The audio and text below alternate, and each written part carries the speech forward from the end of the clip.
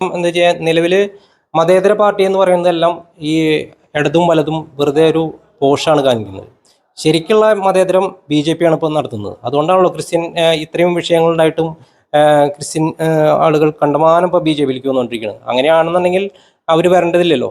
അപ്പോൾ ആഞ്ഞു പിടിച്ചാൽ കോർപ്പറേഷൻ BJPയുടെ കയ്യിലിരിക്കും. നമസ്കാരം. തൃശ്ശൂർ കോർപ്പറേഷനിലെ 9ാം ഡിവിഷനും അതോടൊപ്പം തന്നെ ചേറൂർ എന്ന് പറയുന്ന പ്രദേശത്തെ നിലവിൽ വർഷങ്ങളായിട്ട് കോൺഗ്രസിൽ പ്രവർത്തിച്ച രാജേഷ് എന്ന് പറയുന്ന ചേട്ടൻ ഇപ്പോൾ BJPയിൽ ചേർന്നിരിക്കുകയാണ്.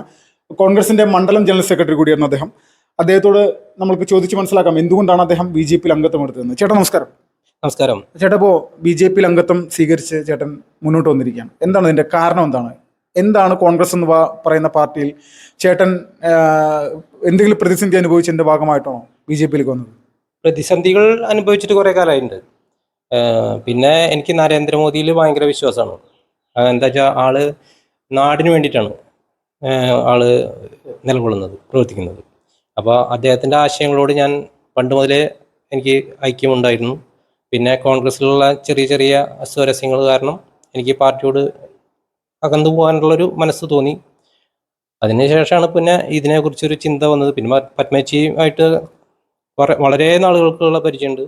പിന്നെ ആദ്യമായിട്ടാണ് എനിക്ക് മുരളി മന്ദിരത്തിൽ കയറാനുള്ളൊരു യോഗം ഉണ്ടായത്. 35 വർഷം കോൺഗ്രസിൻ്റെ സജീവ പ്രവർത്തകനായിരുന്നിട്ട് എനിക്ക് ആദ്യമായിട്ടാണ് പത്മജിയിലൂടെ ഒരു ഫോട്ടോ എടുക്കാനും മുരളി മന്ദിരത്തിൽ പോകാനും ഉള്ളൊരു അവസരം ഉണ്ടാക്കിയത്.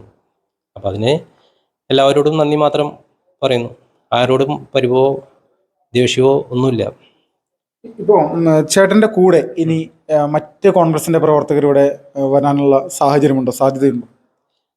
അത് നിലവിൽ എനിക്ക് പറയാൻ പറ്റില്ല. കാരണം എന്താ വെച്ചാൽ എന്നെ സ്നേഹിക്കുന്ന കുറേ ആൾക്കാർ കുറ്റുമുക്കിലുണ്ട്. എന്നോട് ദേഷ്യമുള്ള ആൾക്കാരുണ്ടാവും. എന്താ വെച്ചാൽ അത് സ്വാഭാവികമാണല്ലോ. പിന്നെ കുറേ പേര് എന്നോട് ചോദിച്ചു, രാജേഷ് ഏട്ടൻ പോകുമ്പോൾ എന്താണ് ഞങ്ങളോട് പറയാതെ പോയത്? അപ്പോൾ ഞാൻ എല്ലാം വളരെ പെട്ടെന്നായിരുന്നു. അപ്പോൾ വരാൻ ചാൻസ് ഉണ്ട്. ഇപ്പോഴത്തെ ഒരു BJPയുടെ ഒരു വളർച്ച, ദിനംപ്രതി കേരളത്തിൽ ആളുകളുടെ എണ്ണം വർദ്ധിച്ചുകൊണ്ടിരിക്കുന്ന ഒരു പാർട്ടി BJPയാണ്. അത് കോൺഗ്രസിൽ നിന്നും CPMൽ നിന്നും നിഷ്പക്ഷമായിട്ടുള്ള പല ആളുകളും തന്നെ BJPയിൽ അംഗത്വം സ്വീകരിച്ചു വരുന്നുണ്ട്. പ്രത്യേകിച്ച് ന്യൂനപക്ഷ വിഭാഗം, ക്രിസ്ത്യൻ വിഭാഗത്തിൽ നിന്ന് ഒരുപാട് ആളുകൾ വരുന്നുണ്ട്. ചേട്ടൻ മെമ്പർഷിപ്പ് സ്വീകരിച്ച ആ ദിവസം തന്നെ നിരവധി ക്രൈസ്തവർ BJPയിൽ അംഗത്വം സ്വീകരിച്ചു. BJPയുടെ ഒരു നിലവിലെ സാഹചര്യം ഇന്ന് ഈ തൃശ്ശൂർ കോർപ്പറേഷൻ അടക്കം പിടിച്ചെടുക്കാൻ പറ്റുന്നൊരു കപ്പാസിറ്റിയിലേക്ക് കാര്യങ്ങൾ എത്തിയിട്ടുണ്ടോ? കപ്പാസിറ്റിയിലേക്ക് എത്തിയിട്ടുണ്ടോ എന്ന് വെച്ചാൽ എത്തണം.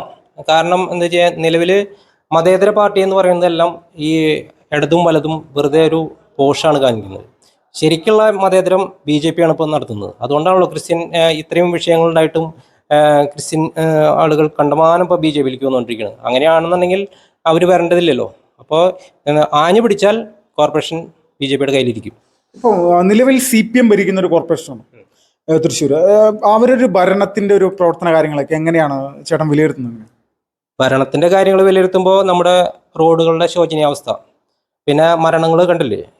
അപ്പോൾ ഇതൊക്കെ മാറ്റം വരുന്നുണ്ടെങ്കിൽ നമ്മൾ BJPക്ക് തന്നെ നമ്മൾ വോട്ട് ചെയ്യണം. അതായത് വികസനം എന്താണെന്ന് മോദി കാണിച്ചു തന്നുണ്ട്. അതേപോലെ തൃശ്ശൂർ നഗരസഭ നമുക്ക് കിട്ടിക്കഴിഞ്ഞാൽ നമ്മളും അത് കാണിച്ചു കൊടുക്കും. അതിനുവേണ്ടി പ്രയത്നിക്കാൻ നമ്മൾ തയ്യാറാണ്. 24 മണിക്കൂറും നമ്മൾ പാർട്ടിയിൽ സജീവമായിട്ടുള്ള പ്രവർത്തനങ്ങൾ കാഴ്ചവെക്കാൻ തയ്യാറാണ്.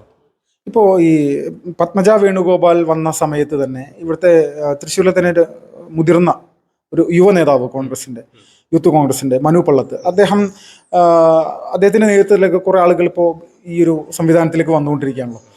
അപ്പോൾ ഈ നിലവിൽ നിരവധി യുവജനങ്ങൾ കൂടി BJPയുടെ ഭാഗമാകുമെന്ന് പ്രതീക്ഷിക്കുന്നു. തീർച്ചയായിട്ടും നിരവധി കുട്ടികൾ, അതായത് യുവജനങ്ങൾ വരാൻ ചാൻസ് ഉണ്ട്. കാരണം എന്താ വെച്ചാൽ BJPയുടെ വളർച്ച അത്രയും പുരോഗതിയിലേക്കാണ് പോകുന്നത്. പിന്നെ നല്ലൊരു നേതൃത്വം ഇനി തൃശ്ശൂരിൽ ഇപ്പോൾ നമ്മൾ പത്മജിയുടെ കൂടെ തന്നെ കണ്ടമാനം ആളുകൾ ഇനി അടുത്ത മാസം ഒരു 100ഓളം പേര് വീണ്ടും വരാനിരിക്കുകയാണ്. അപ്പോൾ ശക്തമായ ഒരു പ്രവർത്തനം തന്നെയായിരിക്കും ഇനി BJPയോട് നമ്മൾ കാഴ്ചവെക്കുക. കോൺഗ്രസിനും ഇടതുപക്ഷത്തിനും വളരെയധികം വിഷമിക്കേണ്ട ഒരു കാലഘട്ടമാണ് ഇനി വന്നുകൊണ്ടിരിക്കുന്നത്. ചേട്ടാ നമസ്കാരം. നമസ്തേ. പേരെന്തായിരുന്നു? ഹനീഷ്. ഈ കോൺഗ്രസിൽ നിന്ന് നിരവധി ആളുകൾ BJPയിൽ അംഗത്വം സ്വീകരിക്കുകയാണ് തൃശ്ശൂരിൽ. കഴിഞ്ഞ പാർലമെന്റ് ഇലക്ഷന് കോൺഗ്രസിന് ഏറ്റവും വലിയൊരു തിരിച്ചടി, അതിൽ നിന്നൊരു ശതമാനം പോലും ഈ ഒരു പാർട്ടി മുന്നോട്ട് പോയിട്ടില്ല എന്നുള്ളതാണോ ഇതിൽ നിന്ന് നമ്മൾ മനസ്സിലാക്കേണ്ടത്? കോൺഗ്രസ് പാർട്ടിയാണോ ഉദ്ദേശിക്കുന്നത്? കോൺഗ്രസിൻ്റെ ദേശീയ ബോധം നഷ്ടപ്പെട്ടതാണ് കോൺഗ്രസിന് ഉണ്ടായ ഏറ്റവും വലിയ അപജയം. ഭാരതീയ ജനതാ പാർട്ടിയിലോട്ട് ആൾക്കാരുടെ വിശ്വാസം കൊണ്ടുവരാൻ കാരണം തന്നെ ദേശീയ ബോധത്തിൽ ഊന്നുകൊണ്ട് ഉള്ള ഭരണമാണ്. അതുപോലെ വികസനത്തിന് കാണിക്കുന്ന ആ ഒരു വികസനത്തിനോട് കാണിക്കുന്ന നരേന്ദ്രമോദി ഉൾപ്പെടെയുള്ള മറ്റ് നേതാക്കന്മാരും മറ്റ് ഭരണകർത്താക്കളും കാണിക്കുന്ന ഒരു ഉന്മേഷമാണ് ബി ജെ പിയിലോട്ട് ഒരു വിഭാഗത്തിന് അട്രാക്റ്റ് ചെയ്യാനായിട്ടുള്ള മെയിൻ കാരണം.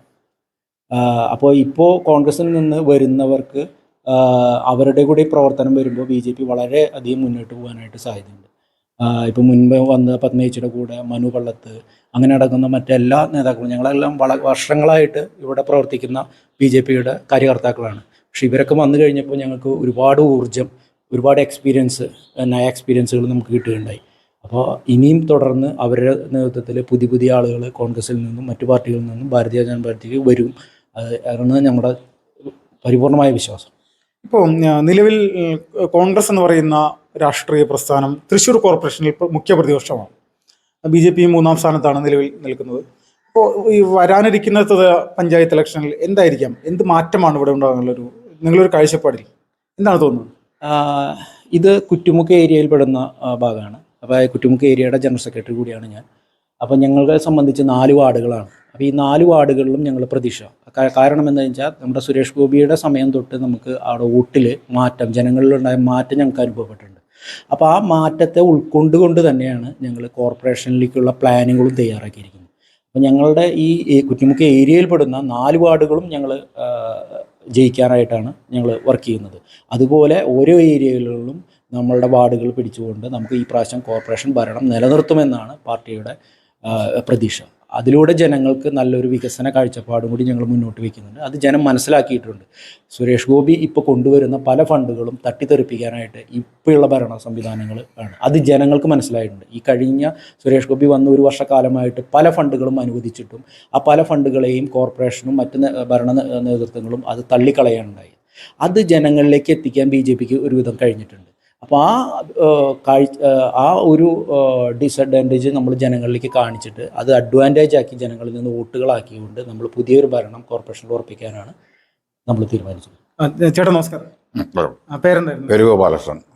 ഇപ്പോൾ എങ്ങനെയുണ്ട് ബി ജെ പിയുടെ ഒരു പ്രവർത്തനത്തിൽ? വലിയ രീതിയിലൊരു സന്തോഷം തോന്നുന്നുണ്ടോ ഇപ്പോഴത്തെ ഒരു അവസ്ഥ? ബി ജെ പി അല്ലെങ്കിൽ നല്ല രീതിയിൽ നല്ല കുറേ കാലങ്ങളായിട്ട് നല്ല രീതിയിൽ തന്നെ പ്രവർത്തിക്കുന്നു. അതിൻ്റെ ആ പ്രവർത്തനത്തിൻ്റെ മുന്നിൽ കണ്ടുകൊണ്ടാണല്ലോ ബാക്കിയുള്ള പാർട്ടികളൊക്കെ കൂടി പാർട്ടി പ്രവർത്തകരൊക്കെ ബി ജെ പിയിലേക്ക് പറഞ്ഞതിൻ്റെ കാരണം തന്നെ. അപ്പോൾ നമ്മൾ ഈ പ്രാവശ്യം എങ്ങനെയും B J P Thrissur corporation ഭരിക്കുന്നുണ്ട് നല്ല ഞങ്ങൾക്ക് നല്ല വിശ്വാസമുണ്ട്. കാരണം എന്താ വെച്ചാൽ എല്ലാവർക്കും എടുത്തിട്ടുണ്ട്, ഇടതുപക്ഷത്തിനെയും കോൺഗ്രസിനെയും. 2 കൂട്ടരും തുല്യ ശക്തികളാണെങ്കിലും പറഞ്ഞിട്ട് കാര്യമില്ല. അവർ ഒരു വികസനമായിട്ട് ഒരു കാര്യങ്ങൾ ചെയ്യണില്ല. റോഡ് മുഴുവൻ ഈ പൊട്ടിപ്പൊളിഞ്ഞ് കിടക്കുക. മഴ പെയ്താൽ വെള്ളം കൊണ്ട് വെള്ളക്കെട്ടാണ് മുഴുവൻ.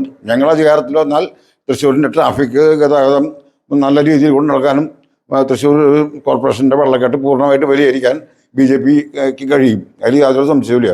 അതുപോലെ കേന്ദ്രത്തിൽ നിന്ന് വരുന്ന ഫണ്ടുകളൊക്കെ ഇവർ തോന്നി ആവശ്യമില്ലാത്ത രീതിയിൽ ഉപയോഗിക്കും. അത് ജനങ്ങൾക്ക് ഉപകാരപ്രദമായ രീതിയിൽ ഒന്നും ചെയ്യുന്നില്ല. അത് നമുക്ക് ജനങ്ങൾക്ക് നല്ലോണം ബോധ്യപ്പെട്ടിട്ടുണ്ട്.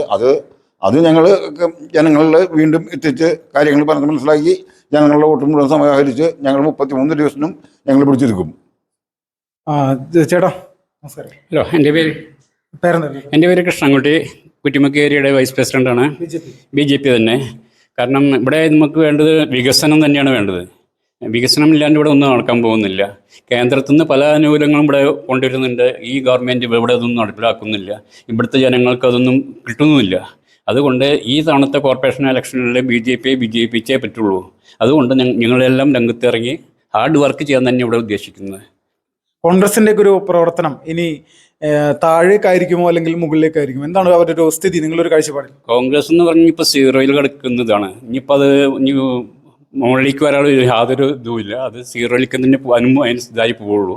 അത്രയ്ക്കുള്ള ആളുകളുള്ളൂ. കാരണം അതിൻ്റെ പ്രവർത്തനങ്ങളും മുകളിൽ താഴ്പ്പത്തിരിക്കുന്നവരും അത്ര നല്ലവരായിട്ടല്ല നമ്മൾ കാണുന്നത്. ആദ്യമൊക്കെ ഉണ്ടായിരുന്നു പണ്ടൊക്കെ. ഇപ്പോൾ അതിൻ്റെ യാതൊരു പ്രവർത്തനവും കാണുന്നില്ല. ഒക്കെ ഇതേമാതിരി ചീറ്റിങ്ങും മറ്റേതൊക്കെയാണ് ചെയ്യുന്നത്. നമുക്കിപ്പോൾ ഉള്ള പ്രതീക്ഷിക്കാവുന്നപ്പോൾ ബി ജെ പി മാത്രമേ ഉള്ളൂ. ചേട്ടാ നമസ്കാരം. പേരെന്തായിരുന്നു? എൻ്റെ ഒരു ഉണ്ണികൃഷ്ണൻ. ഇപ്പോൾ ബി ജെ പിയുടെ പ്രവർത്തനത്തിൽ എത്ര കാലമായി? ഞാൻ ബി ജെ പി പാർട്ടി ഉണ്ടായ സമയം മുതലുള്ള ആളാണ്. ആദ്യം RSSന്റെ സ്വയംസേവനായിരുന്നു. അതിൽ നിന്ന് അങ്ങനെ ബി ജെ പിയിൽ പ്രവർത്തിക്കുകയാണ്. ഇപ്പോഴത്തെ ഒരു ബി ജെ പിയുടെ ഒരു പോക്ക് എന്ന് വെച്ചാൽ നിരവധി കോൺഗ്രസിൽ നിന്നും CPM-ൽ നിന്നൊക്കെ നിരവധി ആളുകൾ വന്നുകൊണ്ടിരിക്കുകയാണല്ലോ. എങ്ങനെ കാണുന്നു ഈ ഒരു സമയത്ത് വലിയ മാറ്റങ്ങൾക്കുള്ള സാധ്യതയുണ്ട്? അതായത് നരേന്ദ്രമോദിജിയുടെ നേതൃത്വത്തിൽ ഇന്ത്യയിൽ നടപ്പാക്കിക്കൊണ്ടിരിക്കുന്ന വികസന പ്രവർത്തനങ്ങളിൽ ആകർഷകരായിട്ട് അനവധി ആൾക്കാർ BJPയിലേക്ക് വന്നുകൊണ്ടിരിക്കുകയാണ്. അപ്പം ഞങ്ങളുടെ സ്ലോഗൻ തന്നെ BJPയിലൂടെ കേരളത്തിൻ്റെ പുരോഗതി, കേരളത്തിൻ്റെ പുരോഗതി BJPയിലൂടെ, സബ്കെ സാത്ത് സബ്കാ വികാസ്. അതായത് എല്ലാവരെയും കൂട്ടിച്ചേർത്തുകൊണ്ടുള്ള വികസനം. അതാണ് ഞങ്ങൾ മുന്നിലേക്ക് വയ്ക്കുന്നത്. ഞങ്ങളുടേതായ ഒരു കാഴ്ചപ്പാട് അതാണ്. അത്രേ ഉള്ളൂ. ചേട്ടാ നമസ്കാരം. നമസ്കാരം. പേരെന്തായിരുന്നു ചേട്ടാ? എൻ്റെ പേര് രാജേഷ്. എത്ര വർഷമായിട്ട് സംഘടനാ പ്രവർത്തനത്തിലാണ്? ഞാൻ 37 വർഷമായിട്ട് BJPയുടെ പ്രവർത്തനം. BJPയുടെ ഞാൻ സംഘത്തിൻ്റെ ഉത്തരവാദിത്തങ്ങളായിരുന്നു. ഇപ്പോൾ കുറച്ചാളായിട്ട് BJPയുടെ ഉത്തരവാദിത്തങ്ങളിൽ. ഇപ്പോൾ നിലവിലെ BJPയുടെ ഒരു സിറ്റുവേഷൻ, അത് തൃശ്ശൂർ കോർപ്പറേഷൻ പിടിക്കാൻ പറ്റുന്ന ഒരു സാഹചര്യത്തിലേക്ക് കാര്യങ്ങൾ എത്തിയിട്ടുണ്ടോ? അത് നമ്മുടെ ഇപ്പോഴത്തെ വർക്ക് അനുസരിച്ച് നമ്മൾ നല്ല രീതിയിലാണ് കൊണ്ടുപോകുന്നത്. കാരണം വെച്ചെങ്കിൽ ഇവിടെ ഒരു വിഭജനങ്ങളില്ലാതെ എല്ലാവരെയും ഒന്നിച്ചുകൊണ്ട് നല്ല രീതിയിൽ എല്ലാ താഴ്ന്നു നിൽക്കുന്ന എന്ന് വെച്ചാൽ ഇതിൽ നിന്നും മാറി നിൽക്കുന്ന BJPയുടെ ഇതിൽ നിന്ന് പല കാരണങ്ങളെ കൊണ്ട്, കാരണം വെച്ചെങ്കിൽ അവർക്ക് വർക്ക് ചെയ്യാൻ പറ്റാത്ത സാഹചര്യങ്ങൾ അല്ലെങ്കിൽ പുറത്തുനിന്ന് വന്നവർ എല്ലാവരും കൂട്ടി യോജിപ്പിച്ചുകൊണ്ട് നമ്മളിപ്പോൾ ഒരു നല്ലൊരു ഐക്യത്തോട് കൂടിയിട്ടാണ് ഇപ്പോൾ ഈ പ്രവർത്തനങ്ങൾ നമ്മൾ കാഴ്ചവെക്കുന്നത്. BJP എന്ന് പറയുന്ന പ്രസ്ഥാനത്തിലേക്ക് തൃശ്ശൂരിൽ വലിയ രീതിയിലുള്ളൊരു ഒഴുക്കാണ് ഉണ്ടായിക്കൊണ്ടിരിക്കുന്നത്. അതിൽ തൃശ്ശൂർ പാർലമെന്റ് ഇലക്ഷന് തൊട്ട് മുന്നോടിയായിട്ട് നിരവധി ആളുകൾ BJPയിൽ അംഗത്വം സ്വീകരിക്കുന്ന പല വീഡിയോകൾ നമ്മുടെ ചാനലിലൂടെ തന്നെ ഇട്ടിരുന്നു. അപ്പോൾ അത് വീണ്ടും തുടർന്ന് പോകുന്ന ഒരു സാഹചര്യം തന്നെയാണ്. തൃശ്ശൂരിന്റെ ചരിത്രത്തിൽ BJPക്ക് ഇതുപോലൊരു മുന്നേറ്റം ഉണ്ടായിട്ടുള്ളൊരു കാലഘട്ടം ഉണ്ടായിട്ടില്ല എന്ന് തന്നെ നമുക്ക് ഇതിൽ നിന്ന് കൃത്യമായിട്ട് മനസ്സിലാക്കാൻ സാധിക്കും. തൃശ്ശൂരിൽ നിന്നും വിപിൻ ലാൽ, ഫാസ്റ്റ് റിപ്പോർട്ട്സ്.